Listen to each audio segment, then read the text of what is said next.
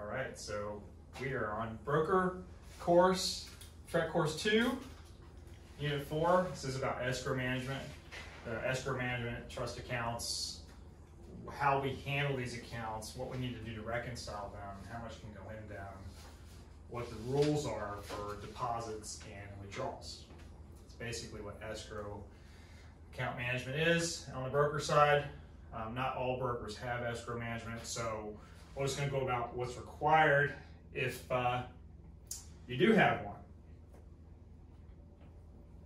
So first of all, what is an escrow account? An escrow account is an account for a deposit of somebody else's money, also called a trust account. We're holding in trust for others. That's what an escrow account is.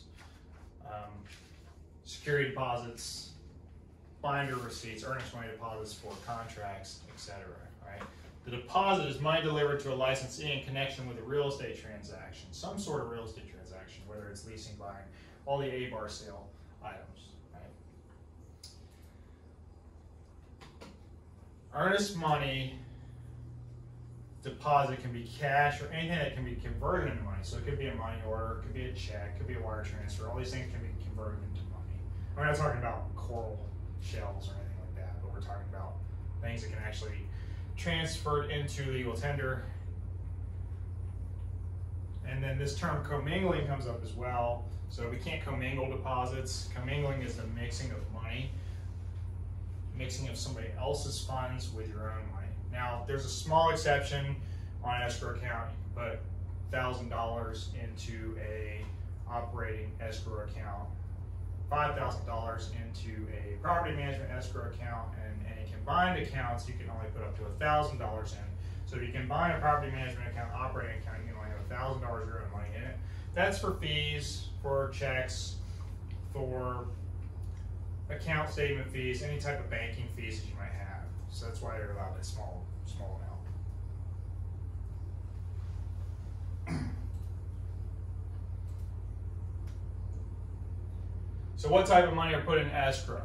This word escrow or trust is going to be synonymous. So when you see questions on the exam, you're going to see either or. Just know that if it's escrow or trust, it's referring to this type of account, right? Sales escrow accounts, we put sales deposits, so your earnest money deposits or binder checks as they're called, money paid by sellers for marketing.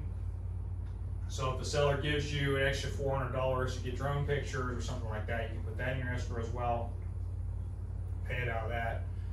Most agents don't do that. Most agents will just pay an operating expense on that one. You also have rental escrow accounts, property management, right?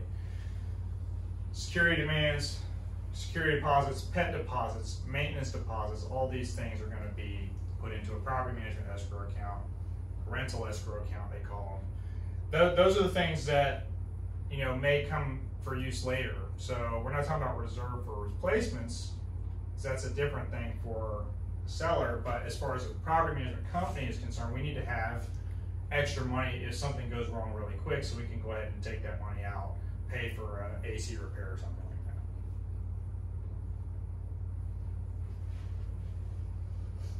that. Now, there's also money paid in advance for performing real estate services. So these are also put into trust until the account services are completed, right? So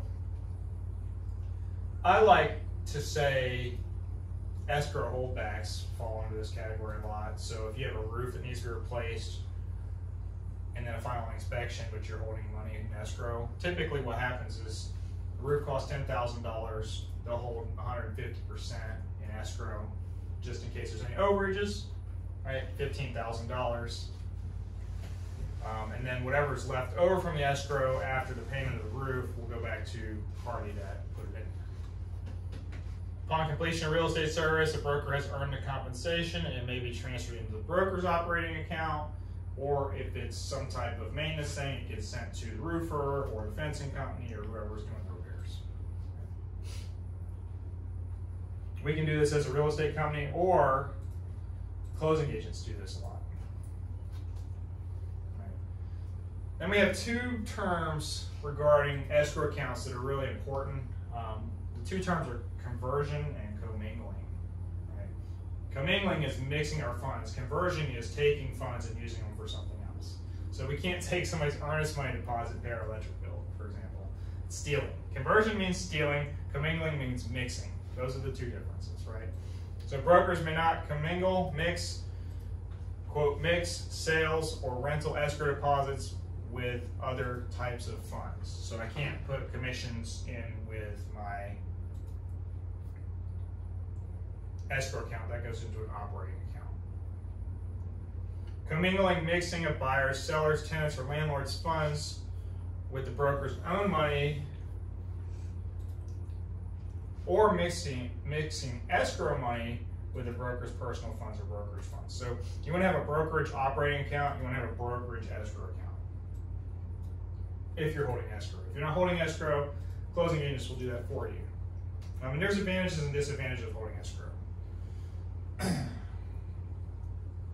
Conversion is taking your money and using it for my personal use, right? Licensee's personal use or misuse of a client or customer's monies that deprives the rightful owner of property. So the property is their money in this case. Right, we don't want to, like I said, use our customer's money to pay our electric bill. We want to use our money that we've earned to pay the electric bill, not the money that we're holding in trust for somebody else to pay bills. And then we have, where can we have this money held? So you can have it in any commercial bank. So those are the big banks like Bank of America, Wells Fargo, credit unions like ViStar, Jax Navy, or Jax Federal, or a savings and loan association. We don't really have a lot of those anymore, but back in the day we had a lot of savings and loan associations. Florida-based title company or a Florida attorney as well can hold these monies in escrow. The rules are a little different governing that. FREC doesn't govern them, so in the event of a dispute, it comes out differently.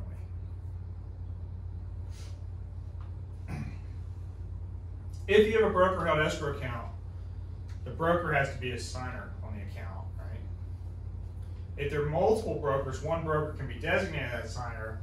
A lot of times we designate a bookkeeper as well so that there's two signatures on an escrow check so that we don't have to worry about any conversion. Ultimately, who's responsible for violations when it comes to escrow accounts? Who would you say is responsible? Broker, right? Broker's responsible for everything, right? When somebody screws up, the broker's responsible for it, right? So how long do we have to deposit this money, right? There's the term timely in the real estate world. Timely means immediately. Timely means immediately. How is immediately defined by the state of Florida? Immediately is defined by two different scenarios. Agent to broker, broker to institution. Right, sales and broker associates must deliver a deposit from the buyer of a rental deposit or renter to a broker by the end of the next business day. Not necessarily just a renter, but also sales end of the next business day from the date it was received. Now your contract could say 3 days after acceptance. 3 days after acceptance means I can get the check as a sales associate 3 days after acceptance. I have to turn it in the next business day. First day of a 3 business day period is the sales associate, right? First day of the 3 business day period. So this is a 3-day inclusive period for a broker to put money into an escrow account. Broker is accountable for trust funds received by associates or employees of the brokerage firm. Why is it important that we get it to our broker within 1 day? Well, it's important because the broker is responsible for it. Now, if the broker is responsible for it and you don't give it to the broker's going to take it out of your check if something happens to it. So you want to make sure you get that money out of your hands as fast as possible into the right hands so you can get deposited properly. So we have an example here. Broker associate received rental deposit from a tenant on a Friday, and this could be interchanged with sales as well. No legal holidays involved. Broker associate has the end of the next business day. So if we receive it on Friday, business days for escrow purposes, Saturday and Sunday don't count. So the next business day would be Monday, And then the broker has 2 additional days, because it's 3 days inclusive, to put it into their escrow account, which in this case would be Wednesday. This is with no business days. However, on the state exam, we don't see it that way. The state exam, what we see is some type of holiday included, right?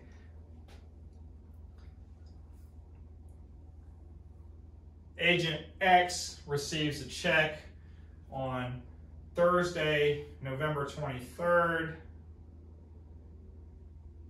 Thanksgiving, receives a check on Wednesday, November 23rd.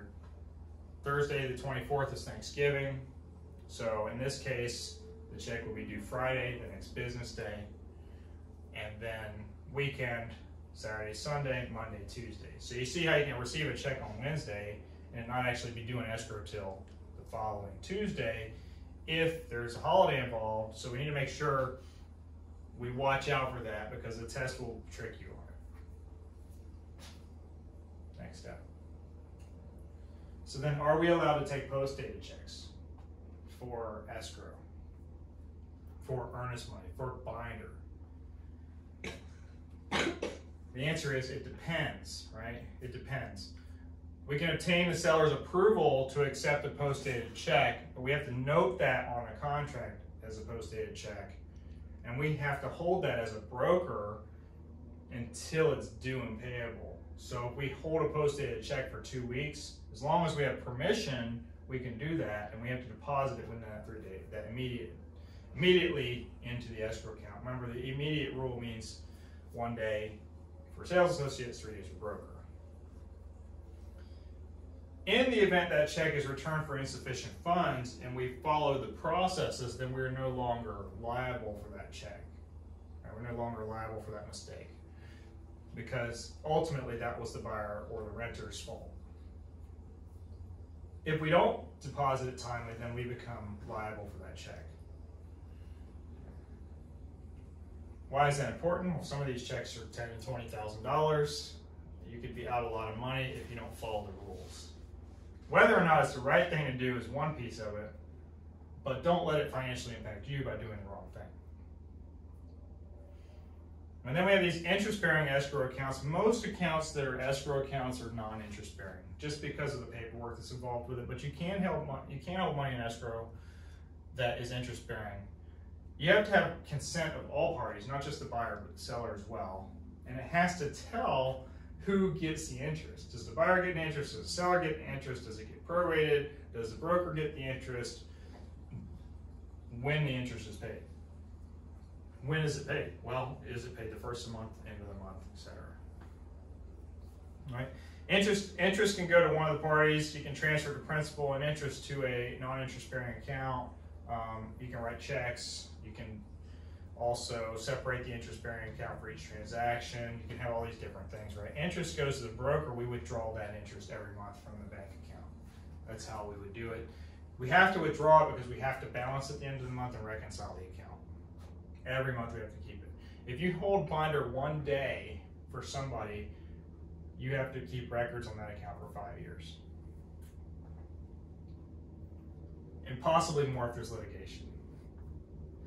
That's why a lot of people don't, because you have to do monthly reconciliations on the zero account if you hold binder for one person, but you still have to do it. All right, title company escrow accounts, a little bit different, right? Indicates title company attorney's name, address, telephone number. Within 10 days of that receipt of binder, the attorney's office, the closing agent, has to give you a written verification. We have to request it, and they have to give you a written verification of that binder receipt. A lot of people do that. We always ask for binder receipt 10 days after closing. Most people give it to you right away just because they want to get it out of their hands and move on to the next thing. Right? So as far as record keeping is concerned, we have to keep a legible copy of business books and records and account to keep in compliance with the FREC. Right? Records have to be preserved for 5 years. So again, from the date of receipt of funds. So if I put a deposit in this month, I have to hold checks for the next. I have to hold bank statements on that account for the next 5 years. That's why a lot of smaller companies don't want to do that, because it's a lot of record keeping. If you don't have a bookkeeper on staff, you're now doing that yourself as a manager, designate, right? Has to be held from from date of executed agreement for brokerage services. So if you're putting money in escrow for brokerage services, you're taking an advance commission or something like that, then you have to hold it for 5 years there. And then we also have to preserve those accounts for 2 years after we go under lawsuit. So if somebody was to sue you at year 4 and 11 months, you're now holding it until year 6 and 11 months because they have 2 years to sue you, or 2 years to, 2 years to sue you. That's why a lot of brokers don't like to hold escrow. I personally have an escrow account. We don't use it, but I have one just in case, because you never know when you might need to hold escrow.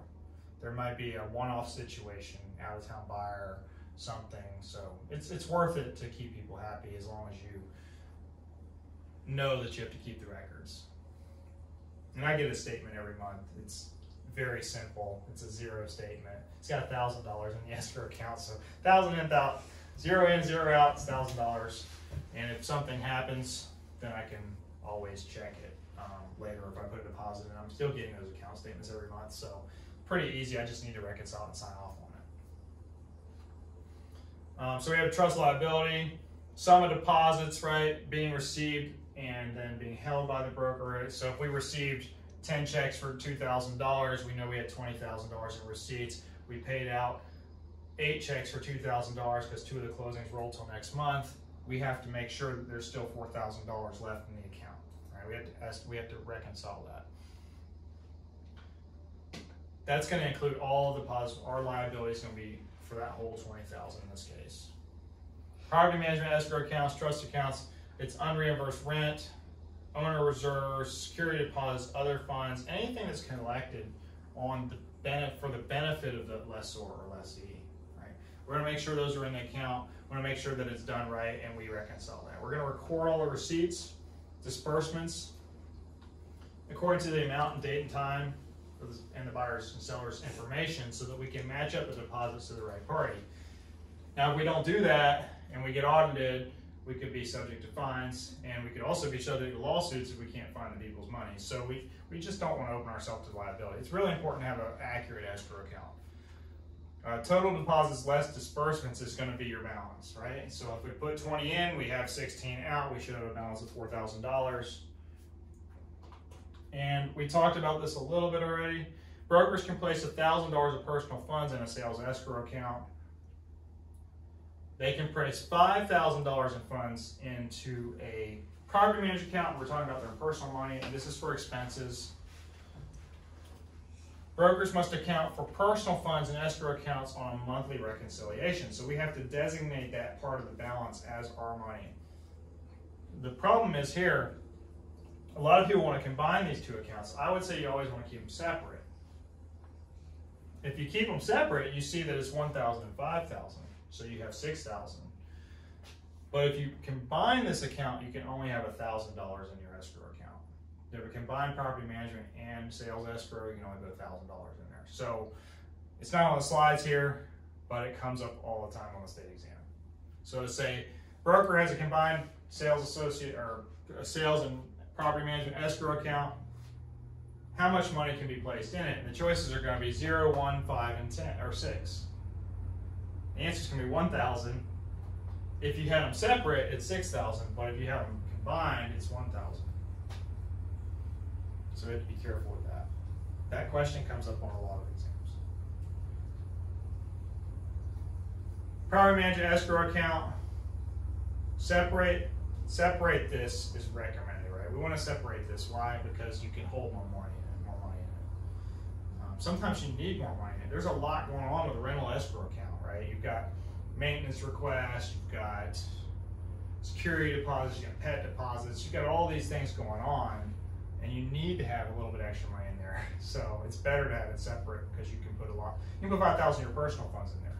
Maybe it's something that you're giving somebody an upfront $400 to make something happen today to be in compliance with other laws, and then you get the money reimbursed from the seller, and then you document it. Rent security deposits are collected on behalf of the landlord. If the check is payable with the brokerage, it's put in escrow. After the funds clear, we can disperse it to the landlord, right? If the broker has a permission to deduct commission from rent payment, broker must transfer commission to the operating account. Now remember, a lot of brokerage management fees, let's say a property manager charges 10% and the rent's $1,000. If you have a written agreement, that means you can send $100 of that to your operating account and keep the $900 in escrow until it's dispersed to the landlord. That's how that would work. So far, we good? Here's your monthly reconciliation statement. So I've mentioned it a couple times. If you hold escrow, you have to do monthly reconciliation. Sometimes I can't say that word. We have to do the date of the reconciliation, date used for balances. So not only the date that we're actually doing it, but the date that we're using for balances, because sometimes they don't always match, right? We might be doing the reconcile balances at the end of the month every month, but we might not be performing that until we get a statement like the week after, for example. Name of the financial institution and account number, that's probably on the statement itself, right? Account balance and date, which you should have on there too. What I would do is have a separate form, fill it out. Deposits that are in transit, so how many deposits are in the bank but haven't been applied, right? The reason that's important is because money's not always given credit for the same day. It could be 2 or 3 business days later, right? Are there any outstanding checks outgoing, accounts payable, and itemized list of the broker's trust liability. So whose money is whose, right?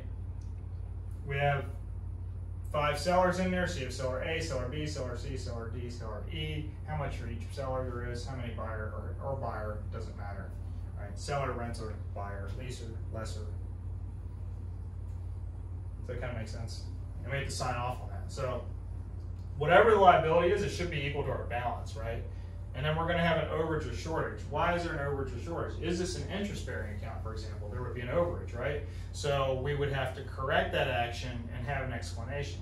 Well, buyer and seller agreed that we could take the interest for the brokerage. I have to now remove the 40 cents out and put it into another account, right? To an operating account. A negative balance indicates a shortage. That's more of a problem, right? That means that something got converted, right? Somewhere, or somebody made a mistake. Maybe a wire went out and that didn't close and the wire didn't get returned yet. Those kind of things could be part of, a negative balance, right? So don't spend funds on behalf of the owner if the owner's funds don't cover the expenditure. You don't want to have a negative account. That's one way you could. Broker could be charged with conversion. You don't want to get charged with conversion. So if you don't reconcile, it's a $500 citation. Actually, a citation of $500 is considered an administrative fine.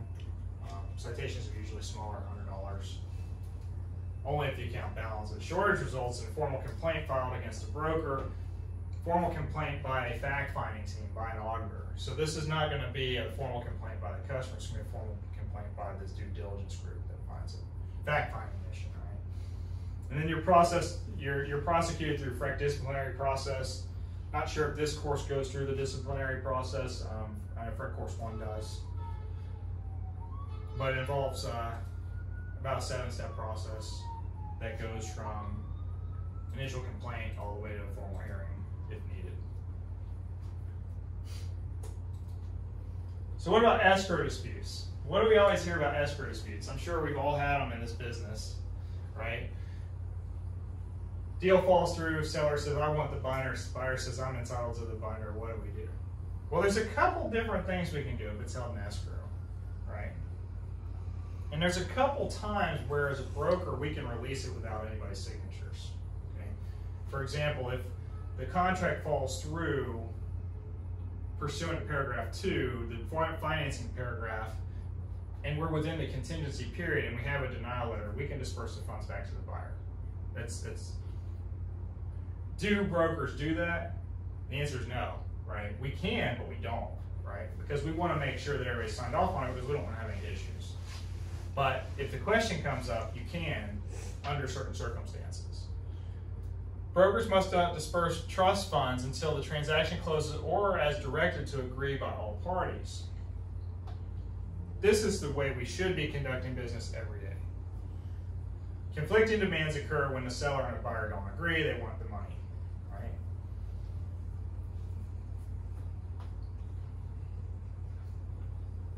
How do we report a dispute, and when should we report a dispute? These are all important, right? Time frames. To report escrow dispute, broker must submit a form called the Notice of Escrow Dispute, Good Faith Doubt, to the DBPR. The form is on the DBPR website. It's a form fillable PDF that's completed online, and completed form can be more printed and mailed to the Department of Real Estate. And then there's 4 settlement procedures, right? And the acronym for that is MAIL, M-A-L-E, MAIL, M-A-L-E.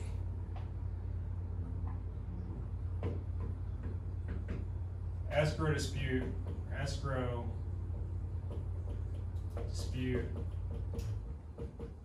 resolution, mediation, arbitration,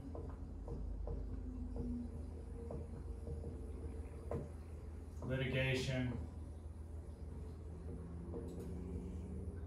and escrow, disbursement order.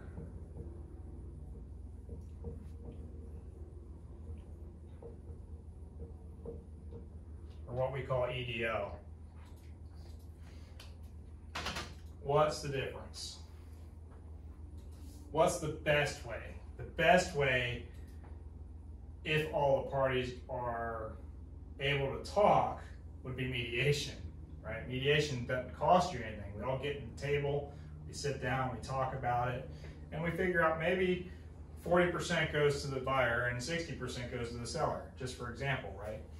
We sign off on it, we move on, checks are issued, and that's it, right? It's very informal, negotiated, it's not binding anybody to anything until something's signed, right? Then we have this other process, it's a little bit of a step up from mediation, it's called arbitration. Arbitration is a binding judgment by a third party. We have to have prior consent of the parties, but what happens is the scenario is told to a third party, and they could be a professional or non-professional, it doesn't have to be any specific person. That person will review the facts, make a decision, and bind the parties to that decision. The problem with that is that there's certain people that aren't licensed, they may discriminate against somebody because they don't like them.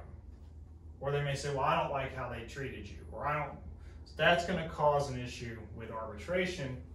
It's also going to cost a substantial amount of money. So if you have a small binder, most likely you're not going to get anything anyway. It's going to go to this arbitrator. So we try to avoid arbitration if possible, just because of the expenses involved and the possible dispute not going to where it should, because it's not necessarily a licensed person reviewing it. Then we have this thing called litigation. Litigation is what? Going to court, right? Now there's 2 different kinds of this. There's one called interpleader, where the broker has no financial claim to this binder. Or we can get this declaratory judgment, where the judge gives each person their party's rights to the fund. Maybe a broker paid for an appraisal up front or something like that, we're due the money back, right? Maybe there's a clause in the contract that says any advanced advertising is due to the broker. Maybe it says commission is due to the broker first. All these different things could happen, right? So then we would have a declaratory judgment. And the last one is escrow disbursement order. And a lot of times this gets confused because a lot of times people are like, well, it's in an escrow account, we can have an escrow disbursement order. The answer is not necessarily. If it's a broker-held escrow account, we can ask for an escrow disbursement order from the Real Estate Commission. If it's a trust account from an attorney, they are not governed by the Florida Real Estate Commission, so they can't request an escrow disbursement order. In fact, one time I got called by an attorney, and the attorney said, hey, I need to file an EDO. I was like, you can't file an EDO because you're an attorney. you're going to have to litigate this or find another way to do it. Right? Escrow disbursement order is, we write up the story, we send it to the real estate commission. The real estate commission reviews the facts, contracts, and makes a decision. Right? So broker may request, if the commission denies an EDO, we have to use one of the 3 other settlement procedures: mediation, arbitration, or litigation. And we also have to inform FREC within 10 business days if this dispute is settled or goes to court. Why do we want to tell the real estate commission if it's settled or goes to court? Because we want to be able to have them drop the request so they can move on to more important things and protect the public.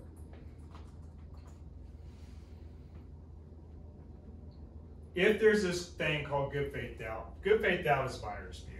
Okay, so there's good faith doubt on one side or the other. Broker doubts either party's intention to act in good faith, right? There's a buyer dispute.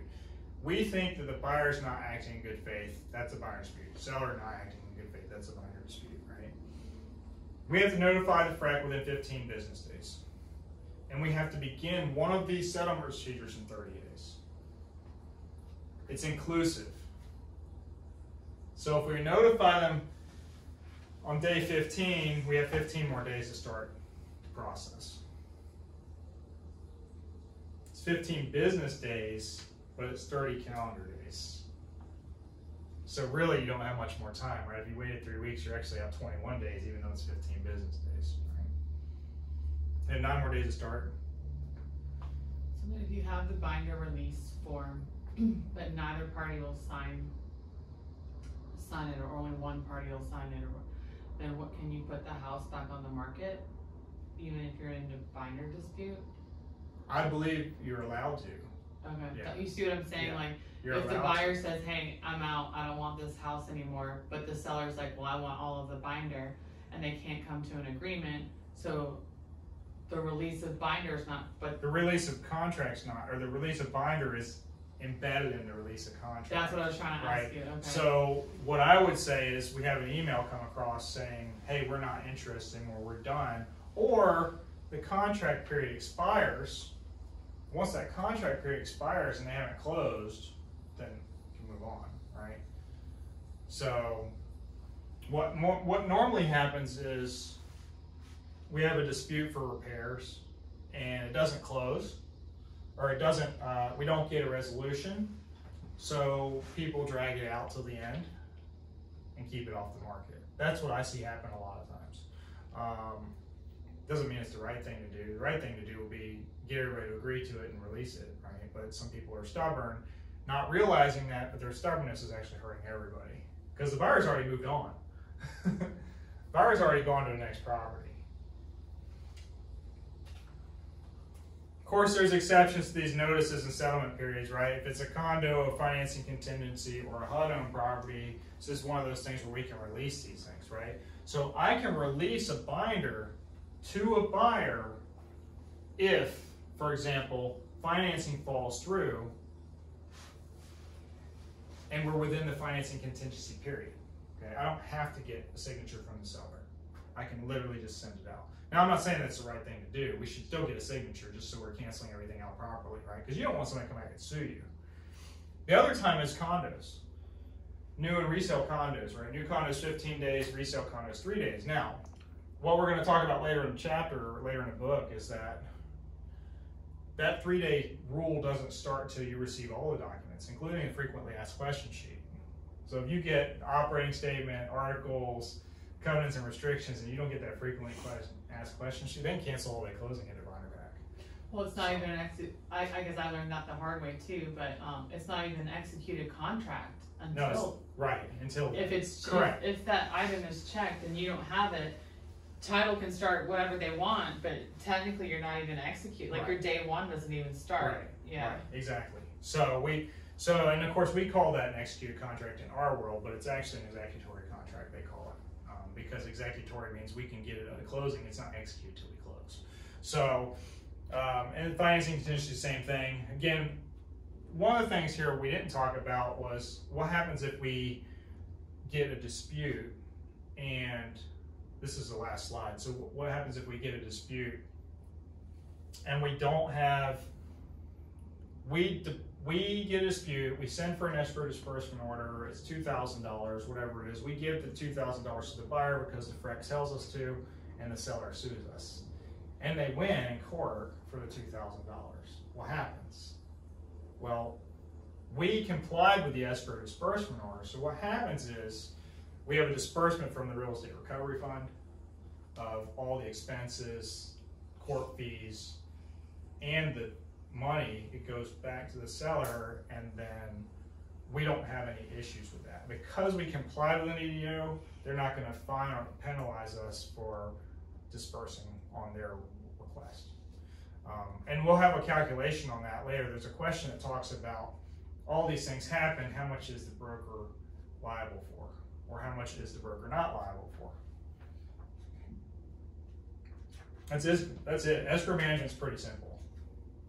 So we can go through some questions and see how it goes.